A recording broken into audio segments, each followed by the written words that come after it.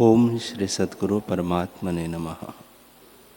श्री योग वशिष्ठ महारामायण निर्वाण प्रकरण सर्ग 167। श्री वशिष्ठ जी बोले, हे रामचंद्र जी, यह संसार बड़ा गंभीर है, इसका तरना कठिन है।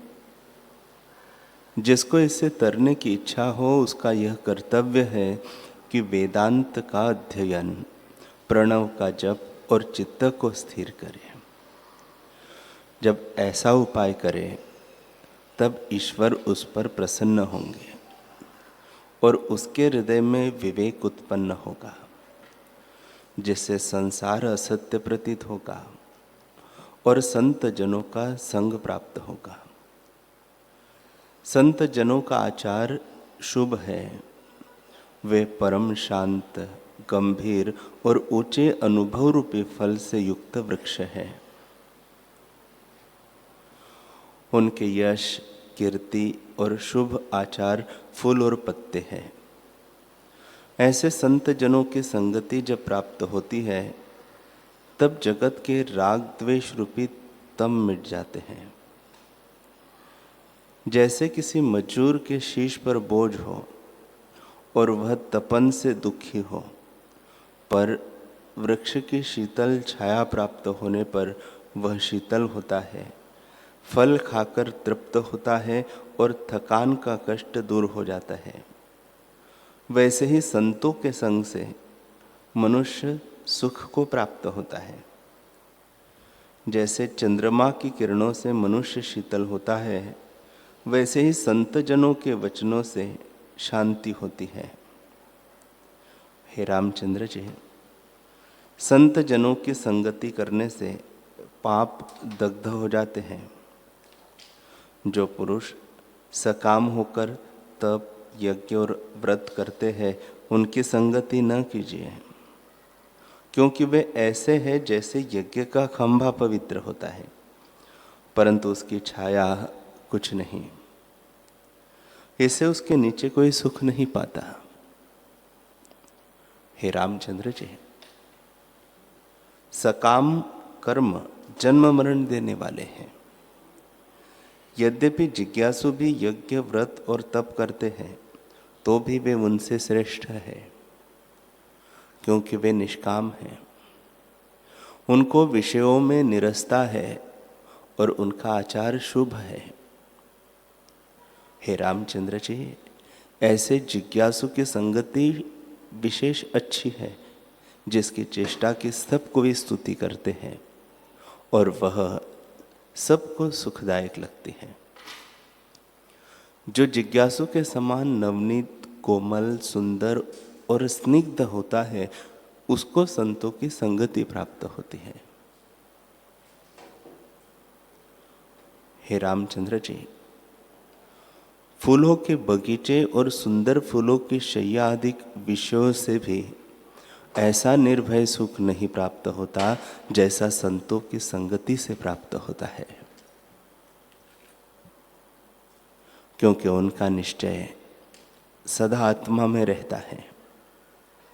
हे रामचंद्र जी, ज्ञानवानों की संगति करके जब हृदय शुद्ध होता है तब आत्म तत्व की प्राप्ति होती है। जब तक हृदय मलिन है तब तक उसकी प्राप्ति नहीं होती। जैसे उज्ज्वल आरसी प्रतिबिंब को ग्रहण करती है, लोहे की शिला प्रतिबिंब को नहीं ग्रहण करती, वैसे ही जब हृदय उज्ज्वल होता है तब संतों के वचन हृदय में ठहरते हैं। जैसे वर्षा काल का बादल फैलकर थोड़े से बहुत हो जाता है, वैसे ही जब हृदय शुद्ध होता है तब बुद्धि बढ़ती जाती है। जैसे वन में केले का वृक्ष बढ़ता जाता है, वैसे ही बुद्धि बढ़ती जाती है। जब आत्म विषयिणी बुद्धि होती है तब जीव वही रूप हो जाता है और बुद्धि की भिन्न संज्ञा का अभाव हो जाता है। जैसे लोहे को पारस का स्पर्श होने पर वह स्वर्ण हो जाता है और फिर लोहे की संज्ञा नहीं रहती। वैसे ही आत्मपद की प्राप्ति होने से बुद्धि की संज्ञा नहीं रहती और विषय भोग की तृष्णा भी नहीं रहती।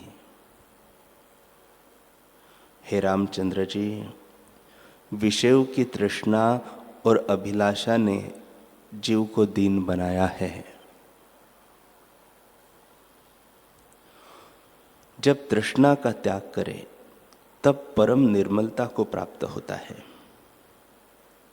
जैसे हाथी जब तक शीर पर धूल डालता है तब तक मलिन रहता है और जब नदी में प्रवेश करता है तब निर्मल हो जाता है, वैसे ही जीव जब तृष्णा रूपी राख का त्याग करता है और आत्मा में स्थित होता है तब निर्मल होता है। हे रामचंद्र जी, जब जीव भोगों की इच्छा त्यागता है तब बड़ी शोभा पाता है। जैसे स्वर्ण को अग्नि में डालने से उसका मैल जाता है, जल जाता है और वह उज्जवल रूप धारण करता है। हे रामचंद्र जी, भोग रूपी बड़ा विष है, उसका दिन दिन त्याग करना विशेष लाभदायक है। जीव जब तृष्णा का त्याग करता है तब अति शोभा पाता है। जैसे राहु दैत्य से रहित चंद्रमा शोभा पाता है, वैसे ही तृष्णा का वियोग होने पर पुरुष शोभा पाता है। हे रामचंद्र जी, जब भोगों से वैराग्य होता है तब दो पदार्थों की प्राप्ति होती है। जैसे नूतन अंकुर के दो पत्ते होते हैं, वैसे ही तृष्णा के त्याग से एक तो संतों की संगति मिलती है और दूसरे सच्शास्त्र का विचार उत्पन्न होता है। इनमें जब दृढ़ भावना होती है तब अभ्यास करके वही परमानंद स्वरूप होता है, जिसमें वाणी की संगति नहीं। तब मनुष्य भोगों की इच्छा से मुक्त होता है और परम शांति सुख को पाता है। जैसे पिंजड़े से निकलकर पक्षी सुखी होता है, वैसे ही वह सुखी होता है। हे रामचंद्र जी, जीव को भोग की इच्छा ने ही दीन किया है। जब इच्छा निवृत्त होती है तब गोपद की तरह वह संसार समुद्र को लांघ जाता है। तब उसको तीनों जगत सूखे तृण जैसे तुच्छ लगते हैं। हे रामचंद्र जी, जब वह भोगों की इच्छा से मुक्त होता है तब ईश्वर होता है। जिस पुरुष को आत्मसुख प्राप्त हुआ है वह भोगों की इच्छा कभी नहीं करता, और जब वे आकर प्राप्त होते हैं तब भी वे उसको निरस और मिथ्या प्रतीत होते हैं। इससे वह उनके भोगों को नहीं चाहता। जैसे जाल से निकला हुआ पक्षी फिर जाल में नहीं पड़ता, वैसे ही वह पुरुष भोगों को नहीं चाहता। जब विषयों की तृष्णा निवृत्त होती है तब परम शांति पाता है और संतों के वचन उसके हृदय में शीघ्र ही प्रवेश करते हैं। हे रामचंद्र जी, मोक्ष रूपी स्त्री के कानों का भूषण संतों की संगति है। जब साधु की संगति होती है तब अशुभ कर्मों का त्याग हो जाता है और पराये धन की इच्छा नहीं रहती। तब जो कुछ अपना होता है उसके भी त्यागने की इच्छा होती है और भले भोग जो भोगने के लिए आते हैं उनको वह बांट कर भोगता है। निदान वह बड़े उत्तम भोगों से लेकर साग तक को जो कुछ प्राप्त है उसमें से औरों को देकर वह खाता है। तब यदि कोई शरीर मांगे तो वह शरीर भी दे देता है, क्योंकि उसको देने का अभ्यास हो जाता है, पर और से साग मांगने की भी इच्छा नहीं रखता। संतोष से यथा प्राप्त चेष्टा और तप दान करता है, यज्ञ व्रत और ध्यान करके पवित्र रहता है और तृष्णा का त्याग करता है। हे रामचंद्र जी, ऐसा दुख घोर नरक में भी नहीं होता जैसा तृष्णा से होता है। जो धनवान है उनको धन के कमाने और रखने की चिंता है। उन्हें उठते बैठते खाते पीते चलते सोते सदा धन ही की चिंता रहती है। इसी चिंता में वे पच पच कर मर जाते हैं और फिर जन्म लेते हैं। हे रामचंद्र जी, निर्धन को भी चिंता रहती है, परंतु थोड़ी होती है। जब तक चिंता रहती है तब तक जीव दुखी रहता है, पर जब चिंता नष्ट होती है तब परम सुखी होता है। हे रामचंद्र जी, यद्यपि धनी हो और उसे संतोष नहीं तो वह परम दरिद्री है, और जो धन से हीन है परंतु संतोषवान है वह ईश्वर है। उसको विषय बंधन नहीं कर सकते। हे रामचंद्र जी, जब तक धन की इच्छा नहीं करता तब तक भोग रूपी विष नहीं व्यापता, पर जब धन की इच्छा उपजती है तब परम विष व्यापता है। विपरीत भावना में दुख होता है, और जो दुखदायक पदार्थ है वे सुखदायक जान पड़ते हैं। हे रामचंद्र जी, जो कुछ अर्थ है वही अनर्थ है। जिसको संपदा जानते हैं वही आपदा है, और जिनको भोग जानते हैं वही सब रोग रूप है। इनको संपदा जानकर चाहता है, इससे बड़ा दुखी होता है। हे रामचंद्र जी, रसायन सब दुखों का नाश करती है, परंतु वह देवताओं के पास होती है। यदि अमृत चाहिए तो संतोष ही परम रसायन है। जब विषयों में दोष दृष्टि होती है और मनुष्य संतोष धारण करता है तब मूर्खता दूर हो जाती है और गोपवत की तरह संसार समुद्र से शीघ्र ही तर जाता है। जैसे गऊ के पैर के गड्ढे को सहज ही लांघ जाते हैं, वैसे ही संसार समुद्र को वह सहज में तर जाता है। हे रामचंद्र जी, जिसको संतोष प्राप्त होता है उसको परम शांति होती है। कभी वसंत ऋतु भी सुख का स्थान हो, नंदन वन भी सुख का स्थान हो, उर्वशी आदि अप्सराएं पास हो, चंद्रमा निकला हो, कामधेनु विद्यमान हो और इंद्रियों के सब सुख प्राप्त हो, तो भी शांति न होगी। एक संतोष से ही शांति होगी। संतोषवान को ये विषय डिगा नहीं सकते।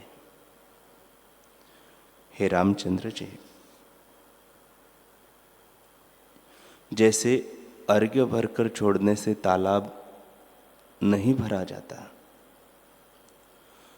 पर जब वर्षा होती है तब शीघ्र ही भर जाता है, वैसे ही विषयों के भोग से शांति नहीं होती। संतोष ही से पूर्ण आनंद और ओज की प्राप्ति होती है। गंभीर, निर्मल, शीतल, हृदय गम्य और सबका हितकारी ओज संतोषी पुरुषों को प्राप्त होता है। और जो ओज है वे सात्विक, राजस और तामस है, पर यह शुद्ध सात्विक है। जिस पुरुष को संतोष होता है वह ऐसे शोभित होता है जैसे वसंत ऋतु का वृक्ष फूल, फल और पत्ते से शोभा पाता है। और जिसको तृष्णा है वह चरणों के नीचे आए कीड़े की तरह कुचला जाता है।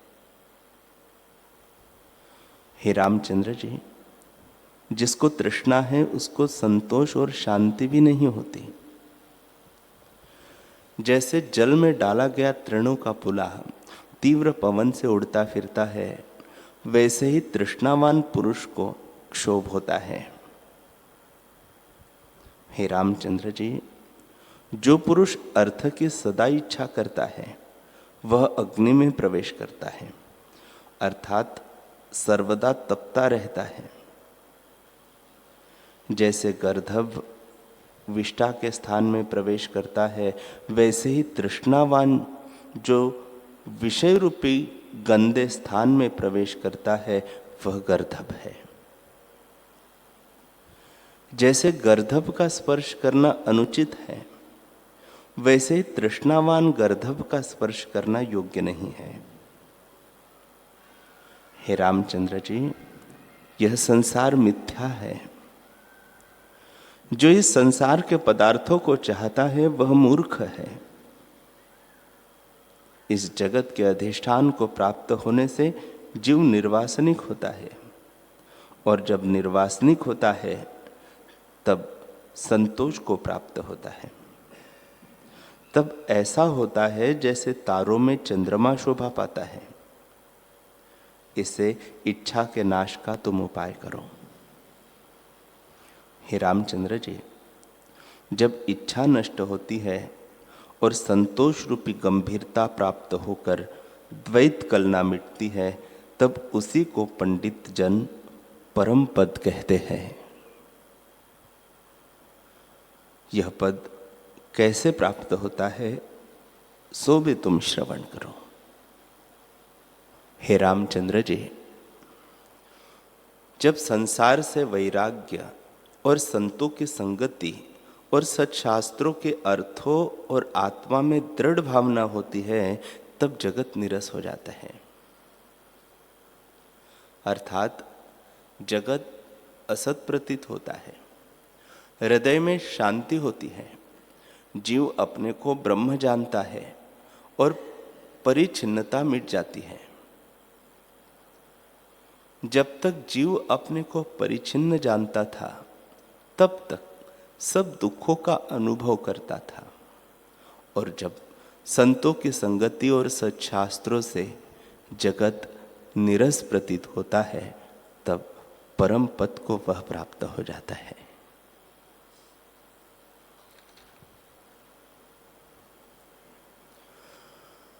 हरि ओम।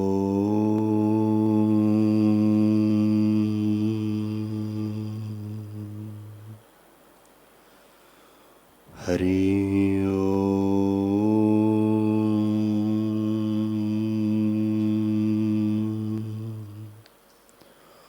ओम सहना भवतु सहनौ भुनक्तु सह वीर्यं करवावहै तेजस्विनावधीतमस्तु मा विद्विषावहै। ओम शांति शांति शांति। श्री सद्गुरुदेव भगवान की जय।